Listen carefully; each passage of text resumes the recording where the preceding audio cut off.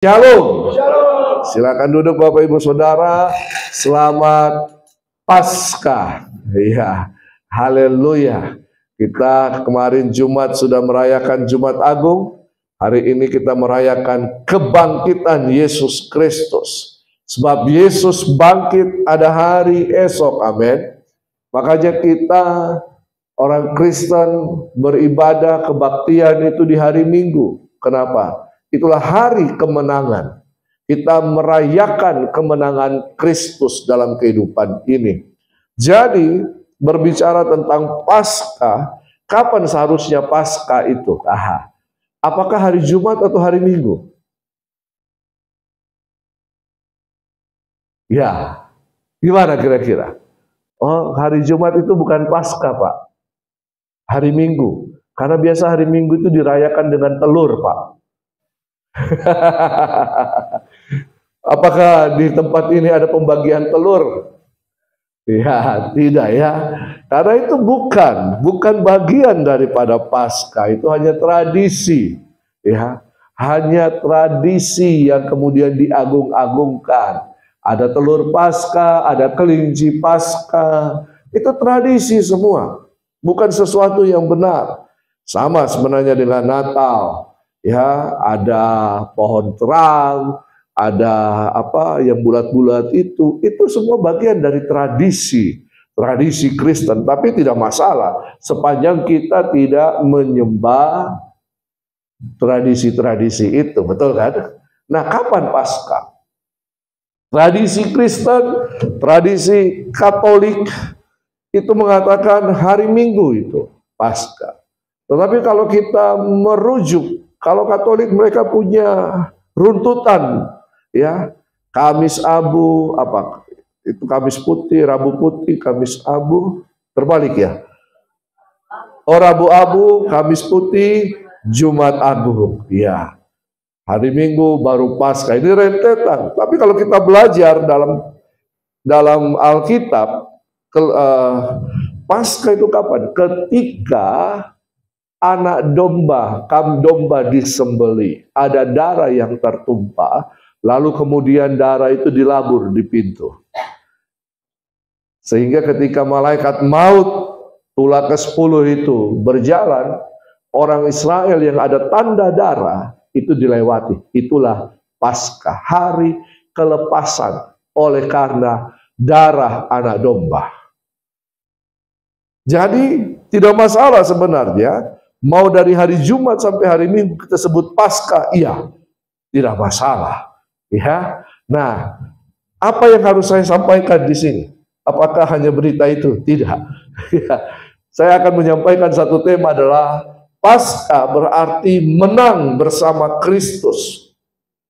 Paskah itu berarti apa? Menang bersama Kristus. Katakan kiri kanan, Paskah itu berarti kita menang bersama Kristus. Kode-kode sedikit teman-teman di sebelah ya.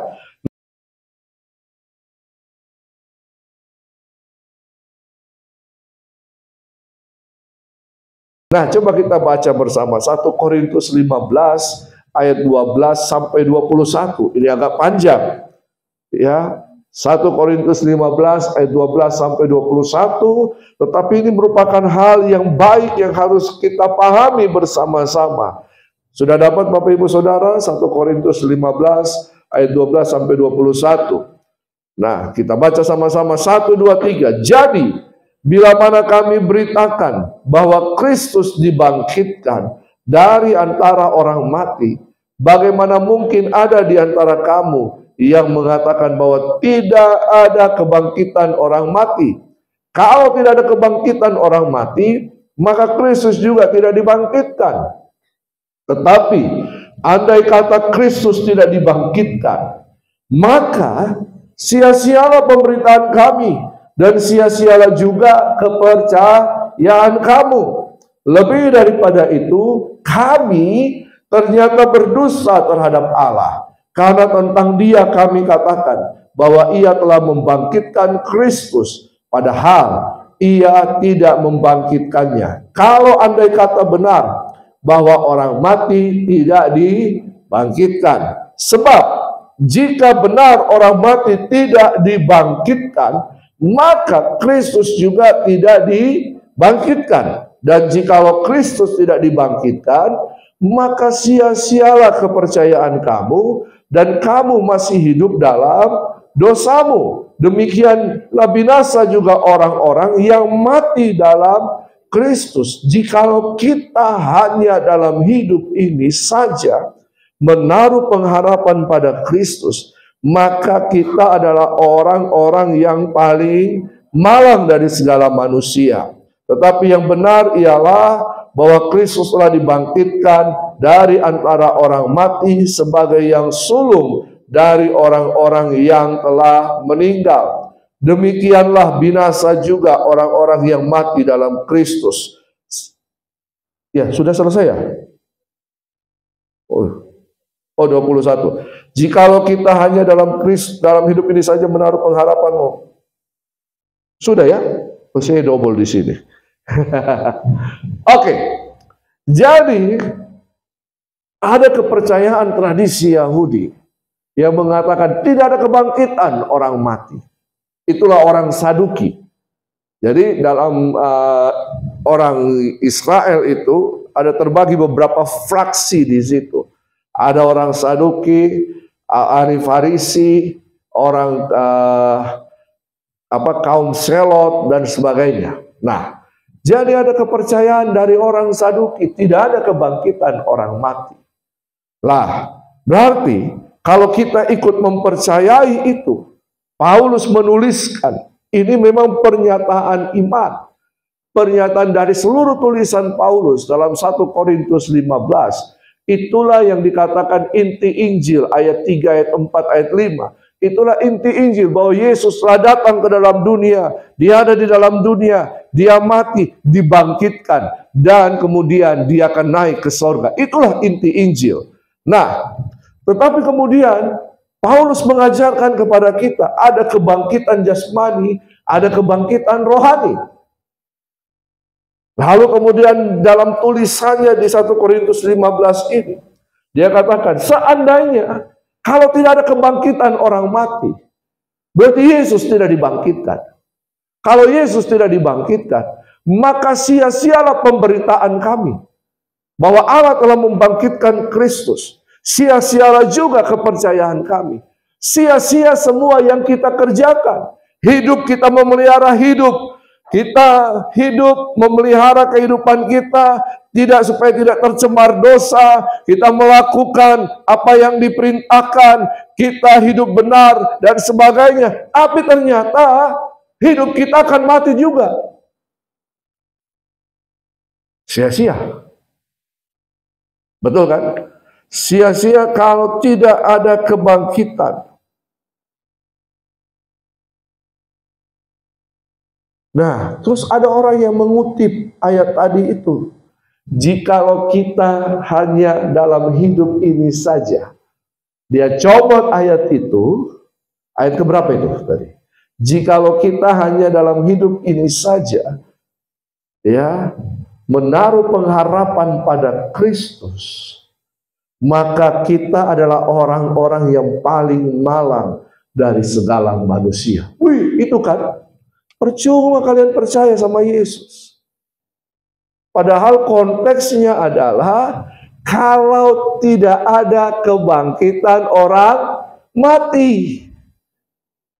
Bukan dibawa keluar lalu kemudian orang Kristen dengar ini sia-sia kalian percaya Yesus. Ini Paulus yang menuliskan. Come on. Tidak demikian. Kita belajar firman, kita harus tahu konteksnya, alurnya, bukan asal main comot ayat. Ya, seperti yang dilakukan oleh kaum sepupu kita yang di seberang sana. Memang dia di seberang suka, ya gitulah. Tapi kalau belajar dari ayat ini, berarti kalau tidak ada kebangkitan, sia-sia memang kepercayaan kita kepada Kristus. Ngapain kita harus percaya sama Yesus? Percaya pada orang yang mati. Iya kan? Halo. Sia-sia kepercayaan kita. Ternyata dia masih ada dalam kubur. Itu masih ada tulang-tulangnya. Sia-sia. Betul kan? Kita punya Yesus. Kita percaya Yesus. Tapi kalau tidak ada kebangkitan orang mati, sia-sia kepercayaan kita. Tapi kemudian Paulus berkata, tetapi yang benar ialah apa?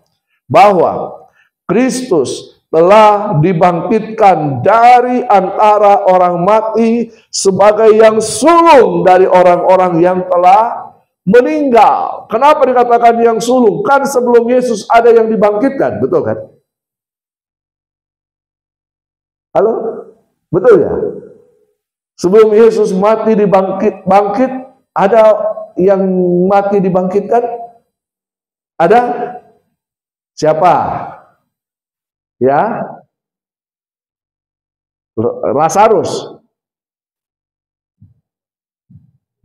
Apa lagi? Anak muda di Nain, betul kan?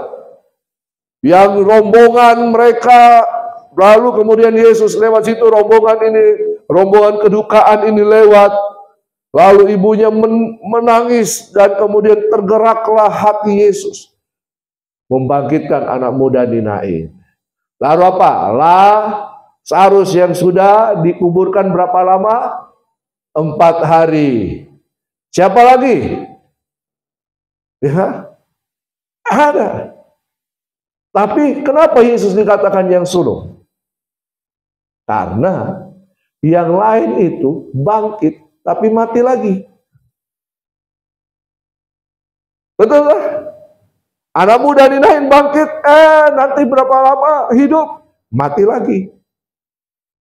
Lazarus bangkit, apakah sampai ada hari ini? Tidak. Dia mati lagi. Yesus, kubur kosong membuktikan dia hidup. Tidak ada. Yang ada hanya apa? Kain, kafan, dan penutup mukanya yang sudah terlipat rapi. Aha, kemana dia? Yesus telah bangkit. Pagi-pagi benar, Maria berlari ke kubur Yesus. Lalu apa yang terjadi? Dia ketemu siapa di situ? Malaikat. Kau bikin apa di sini? Lari-lari. Saya mencari Yesus. Orang yang kau cari sudah tidak ada. Dia sudah bangkit seperti yang dikatakannya. Bangkit.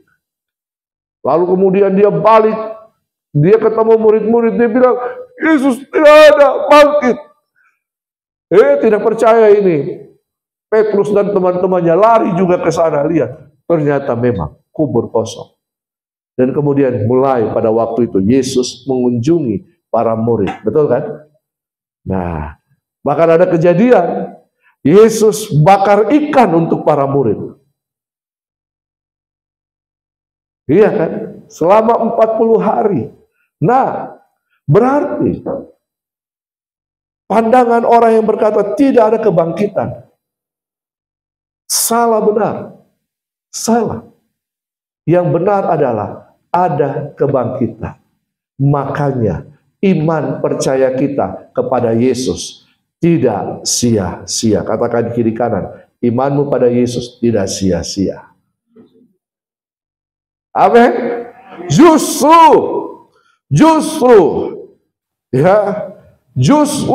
iman kita kepada Yesus itu yang akan membawa kemenangan demi kemenangan dalam kehidupan kita. Sebab Yesus bangkit mengalahkan maut. Amin.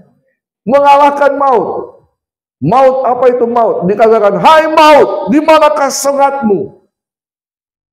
Tradisi agama merupakan pengikat yang memperbudak orang percaya, yang mengikat kita. Orang banyak menyembah Yesus tapi terlibat dengan tradisi, liturgi-liturgi yang seolah-olah benar tetapi ternyata tidak sesuai dengan firman Tuhan. Itulah sengat maut apa? Agama Itu sangat mau. Apa itu kekristenan? Gaya hidup Kristus. Apa itu agama? Agama berisi peraturan-peraturan liturgi yang harus ditaati sebagai dogmatika gereja. Kalau kita tidak taat, maka kita bisa dihukum. Betul apa betul? Iya. Tapi kekristenan adalah gaya hidup Kristus. Apa itu Kristen? Pengikut Kristus. Kristus kecil. Nah, dunia itu memandang salib sebagai kutuk. Bahwa orang yang disalibkan adalah orang yang terkutuk, yang mendapatkan hukuman paling berat pada masa Romawi. Tetapi dalam Kristus, ya, salib kutuk itu diubah menjadi kemenangan. Sebab dia telah menanggung segala kutuk kita di kayu salib. Sehingga kita bisa bebas dari segala kutuk dosa. Amin. Dia tanggung. Sehingga Paskah itu mengingatkan kita akan kemenangan Kristus atas maut. Dan ini sangat berdampak pada pengikut-pengikut Kristus. Kalau pemimpinnya menang, maka pengikut akan tetap merayakan kemenangan itu, menikmati kemenangan, betul kan? Tapi kalau pemimpinnya keok, kalah, para pengikutnya akan tercerai-berai. Tapi Yesus sebagai pemimpin, raja, dia Tuhan, dia berkemenangan sehingga pengikutnya menang. Nah, kebangkitan membawa kemenangan kepada umatnya. Lewat apa? Membawa dampak apa? Kebangkitan Kristus. Berita Injil yang tersebar akan semakin luas dinyatakan. Karena kita tidak memberitakan kebohongan. Kita memberitakan sesuatu yang nyata, fakta. Iman kita itu fakta. Ya, Yesus pernah ada. Sejarawan yang bukan orang Yahudi pada waktu zaman Yesus mereka ada. Mereka menuliskan tentang Yesus. Ada banyak sejarawan pada waktu itu. Mereka menuliskan tentang Yesus. Bahwa ada seseorang yang kemudian dihukum oleh Roma. Disalibkan, dia mati. Tapi pada hari yang ketiga, dia bangkit. Ini sejarawan ini, Bapak Ibu nanti bisa baca, itu dia tuliskan, dia bukan orang yang percaya kepada Yesus. Ada banyak sejarawan. Ya, berarti Injil yang kita percayai, Injil yang kita beritakan, kabar baik tentang Sang Raja itu, tentang Yesus, itu berita terpercaya. Bukan karena ini kata orang. Tidak. Penulis Alkitab Perjanjian Baru, Matius. Siapakah Matius itu? Murid Yesus. Betul kan? Dia adalah apa? Ini tukang cukai itu, pemungut cukai. Itu Matius. Siapa Markus? Markus ini itu yang rumahnya dipakai oleh Yesus dan murid-murid pada perjamuan malam terakhir. Di loteng itu, ini rumahnya Markus. Markus ini pernah bersama-sama dengan Paulus. Markus adalah penerjemah daripada Petrus ketika di Roma. Jadi apa yang Petrus sampaikan dalam khotbah dan pengajarannya ditulis oleh Markus. Maka ada Injil Markus. Lalu habis itu siapa? Lukas. Siapakah Lukas ini? Lukas ini hidup pada zaman-zaman Yesus. Dia lihat semua. Dia juga merupakan saksi mata. Dia seorang dokter, tabib. Makanya Injil Lukas itu merupakan laporan kepada Theophilus, dituliskan menjadi laporan tentang ada seorang di Israel namanya Yesus. Menjadi laporan. Lukas menuliskan kisah para rasul. Ya, laporan. Bahkan Lukas pun mewawancarai para rasul. Termasuk Maria ibu Yesus, dikatakan dia pernah wawancara. Sehingga silsilah yang ada di Lukas itu silsilah yang berasal dari Maria. Siapa lagi penulis yang lain? Petrus, sudah jelas, betul kan? Yakobus, jelas, murid Yesus. Jadi mereka ini adalah saksi mata. Bukan menurut kata orang. Bukan menurut imam ini. Bukan menurut ini. Tetapi mereka justru yang menyaksikan dan menuliskan semua yang dikerjakan oleh Yesus, yang mereka lihat. Markus itu salah satu saksi mata ketika Yesus ditangkap di Taman Getsemani. Berarti Injil yang kita percayai itu benar-benar nyata. Ya. Nah, kebangkitan Kristus bukan hanya menjadi isi Injil, tetapi juga memberikan kuasa bagi Injil kerajaan yang kita beritakan. Sehingga ketika firman kebenaran Injil disampaikan, kuasa Tuhan bisa mengubah hati orang. Betul kan? Berapa banyak orang yang baca Alkitab mengalami perubahan dalam kehidupannya. Alkitab bukan buku biasa.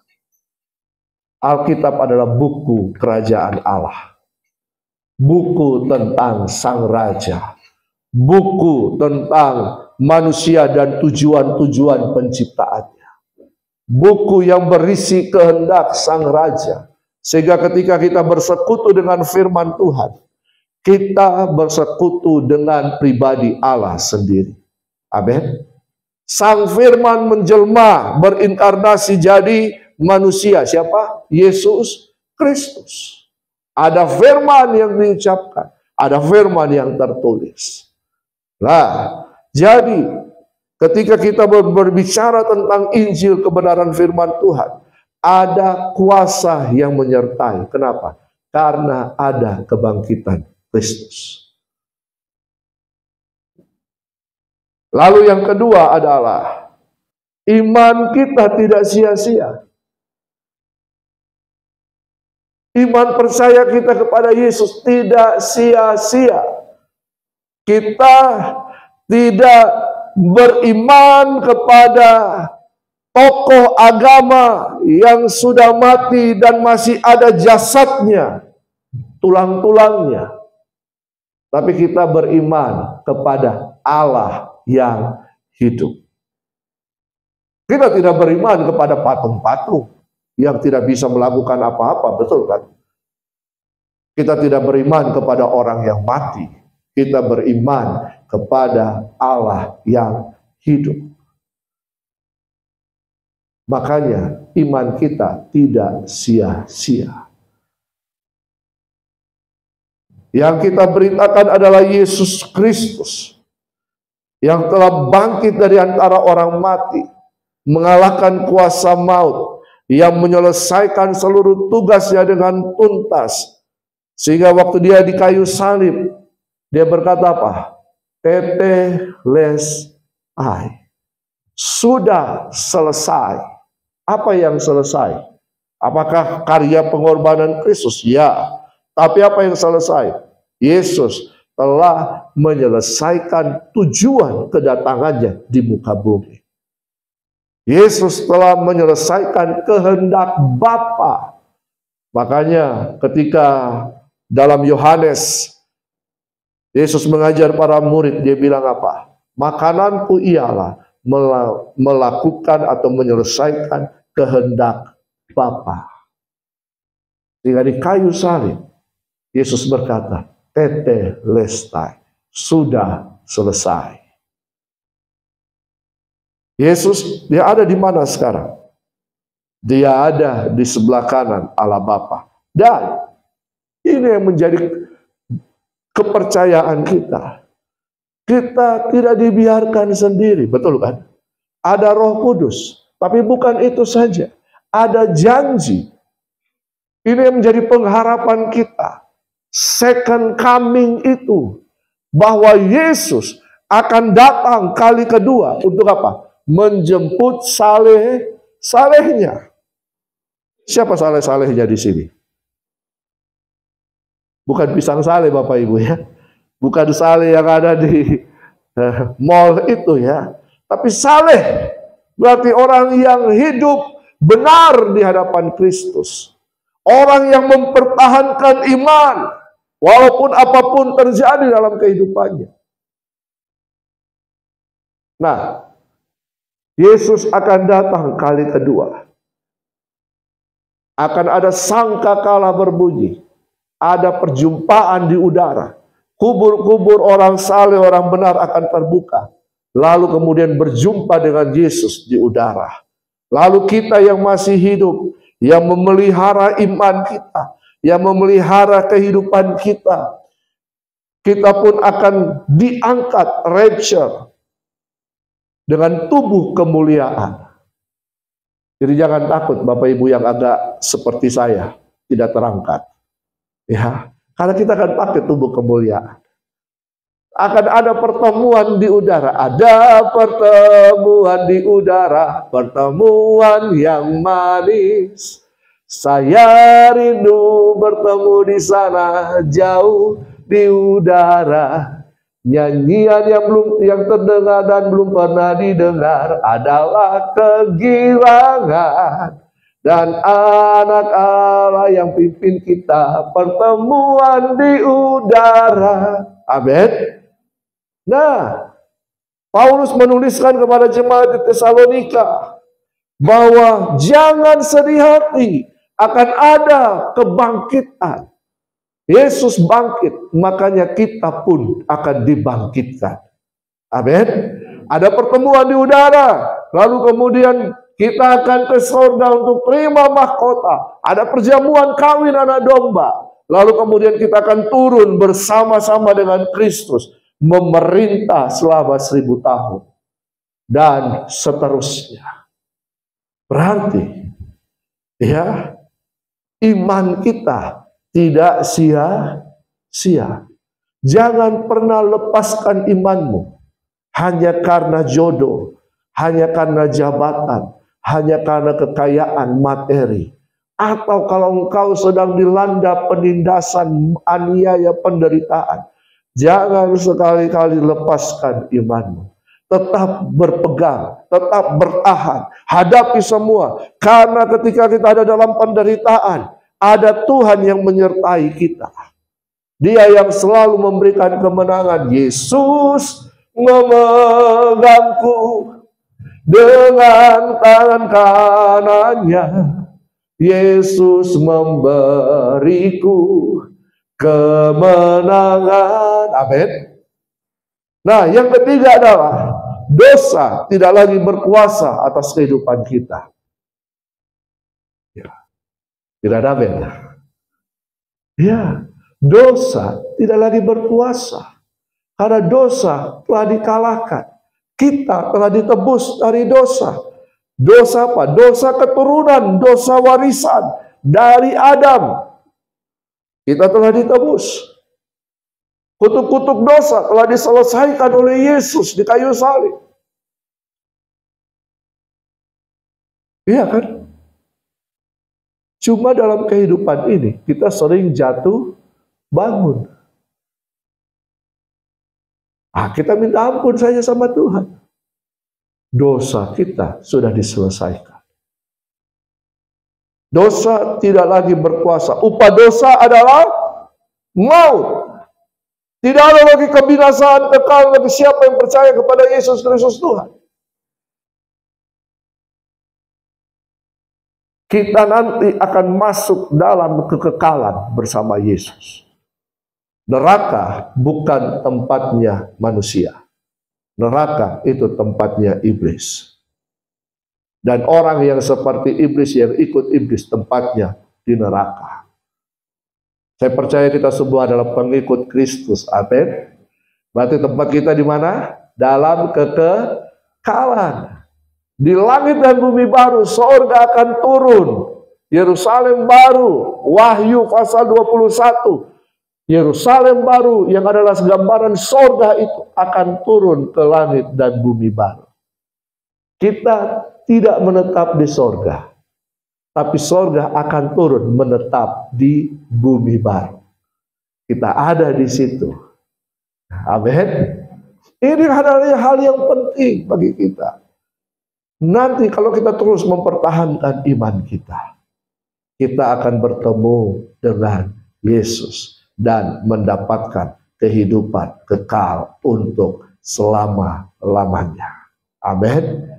Katakan kiri kanan, karena Dia bangkit, kamu akan hidup kekal selama-lamanya bersama Yesus.